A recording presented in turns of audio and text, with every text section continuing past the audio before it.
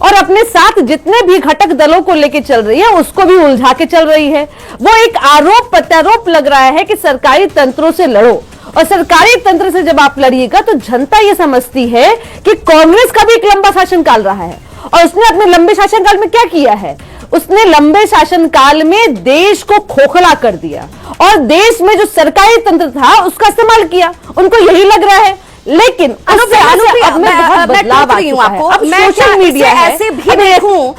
क्या मैं इसे ऐसे भी देखूं कि जब सिक्योरिटी फोर्सेस तैनात थी, जब इलेक्शन कमीशन ये कह रहा था कि निर्भीक होकर आप वोट करने के लिए पहुंचिए, आप अपने मताधिकार का इस्तेमाल कीजिए, तो जनता को लगा कि हाँ, बीजेपी के कैडर को लगा कि हाँ मैं सुरक्षित हूं, मैं टिका हूं, और लोगों को ये भरोसा वो दे पाया कि भाई हम आएंगे तो आपके हक की बात होगी, आपके लिए विकास होगा, आपके लिए योजनाएं आएंगी, आप सुरक्षित माहौल आपको मिलेगा।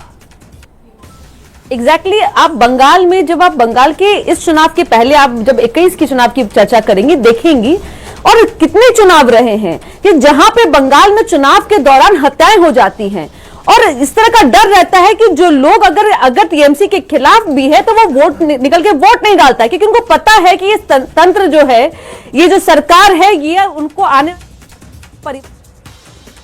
ये कई लोग हैं ऐसे हैं कि जहां पे उन्होंने जो अन्य दलों के कार्यकर्ता है उन्होंने अपने परिवारजनों को खोया है, तो इस डर को जनता ने महसूस किया है। लेकिन इस बार जैसा कि एक सिस्टम था कि और लोगों के बीच में इस आश्वासन था कि आप घर से बाहर निकलिए, इस चुनाव में भागीदारी लीजिए, और भागीदारी का मतलब यह होता है कि स्वतंत्र लोकतंत्र का आप इस्तेमाल कीजिए और अपने मतों का इस्तेमाल कीजिए। और जब जनता ने मत का इस्तेमाल किया है तो देखिए किस तरह से परिणाम है। क्या मुस्लिम वोटर्स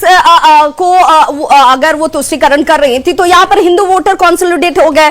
उन्हें भी लगा कि ठीक है हमारे हक की बात कोई कर रहा है, हमें हमारे लिए कोई खड़ा होने को तैयार है, तो हमें अपने मताधिकार का इस्तेमाल करना चाहिए। नहीं, मैं हिंदू मुस्लिम विषय पे कभी नहीं जाती हूं, और मेरा मानना है कि इस देश में सभी बहुत ही